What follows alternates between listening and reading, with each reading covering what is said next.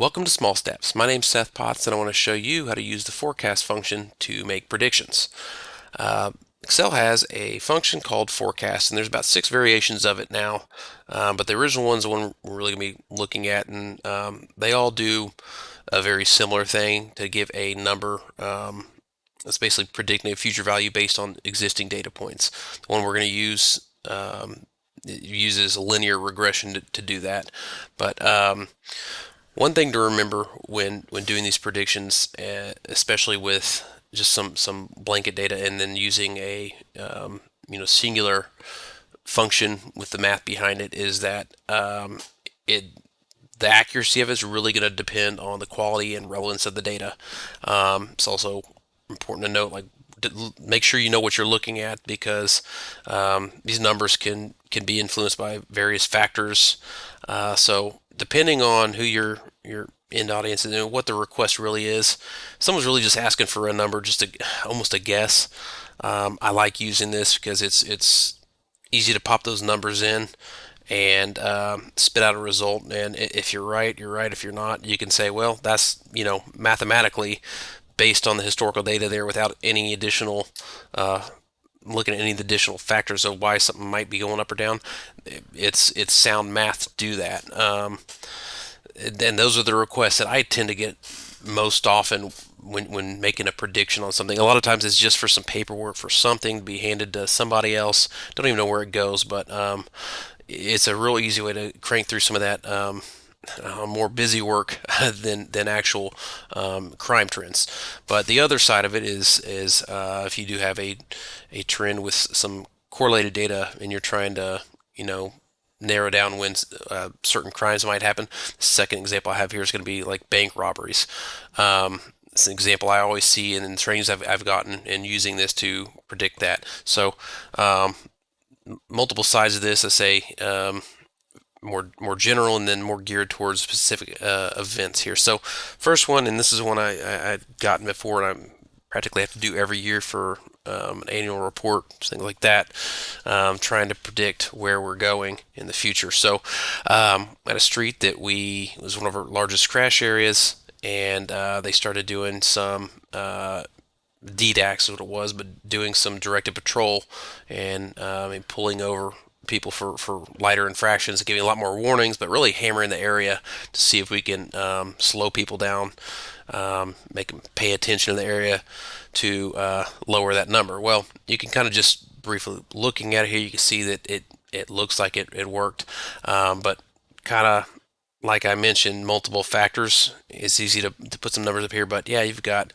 COVID in here, where less people were on the road now, and then the number drops quite a bit. Then some of these at the beginning, there was road construction.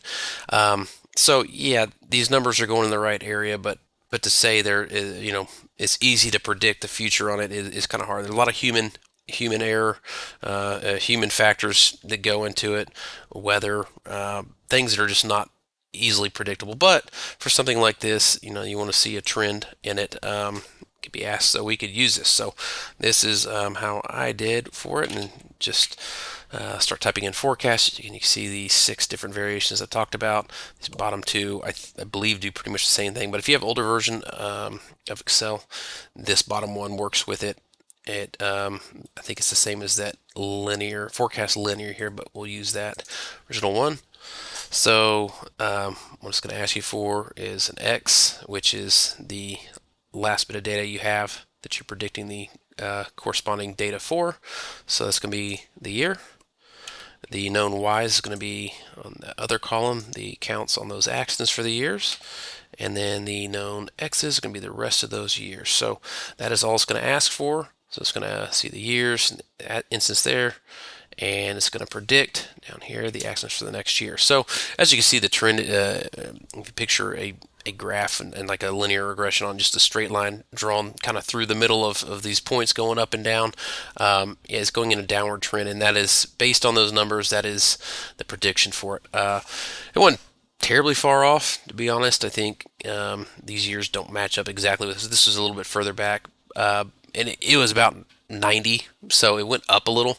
It's not too far off on it, but just to show that there's a lot of different things that can influence those numbers.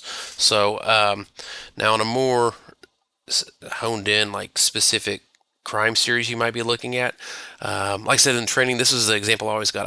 I've actually never gotten to use this. My jurisdiction has one bank, and knock on wood, we don't have a lot of issues with them. We got a lot of cameras and everything around it too. So hopefully we wouldn't be getting a ton of these. But this is the example that I always see is you got some dates and you've got the amount of money stolen. And if there's if you look at the data and there's a high correlation between the days between hits and how much money they steal at each incident, and there's a good correlation, you can make a decent prediction on a time frame that they might be looking to hit another bank. I'm assuming because they're running out of money.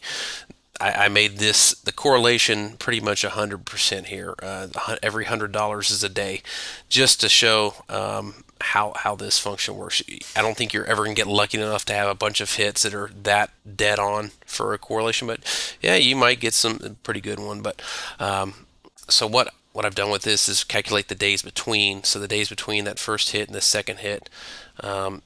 That's what we're looking at. So that 5 days for that 500, and so we've gotten down to the point where the last hit was on the 7th. There was $700 stolen. So we're gonna be looking for how many days between, and then see what that equals to see when the next day might be. So that's the prediction we are going to make with this. So I'll do this the same way. Forecast. The known X is going to be that $700. The known Y's be the days between from all the incidents before. The known X is the rest of the amount stolen up there. So just like the accidents, it's going to guess the days between based on the amount stolen. 7 days, yeah, that matches up pretty much 100% on with everything else. So we say, yeah, based on this, my prediction would be in 7 days after, based on the amount of money they got. So you could even just calculate that out and do that date up here, and plus the 7 days. You say, yeah, based on this information, you might be looking around the 14th.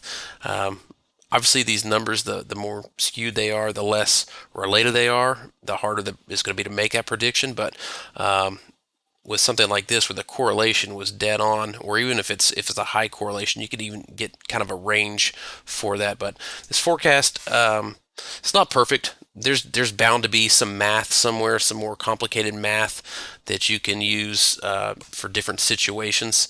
But for someone that's not familiar with all the math, and they have Excel, they don't have any other software that might do some of this for them. Forecast is a pretty easy function to use and understand how to use here. So yeah, if you have it, whether you're looking for, just ask for a general number, a prediction for next year's accidents here, or crime rates, this or that, things that are going to be real hard to predict, but they just need an answer. This is an easy thing you can plug in and give them a answer that has some mathematical backing to it, to back up your answer. Or like I say, if you have a good correlation, you think you've got some information like this bank robbery series, it might be simple, it might be more simple than some of the math you could do, but it like I say, sound reasoning as to the results it produces. So use it for either or, and anything else between. If you found this tutorial helpful and would like to see more, click like and subscribe.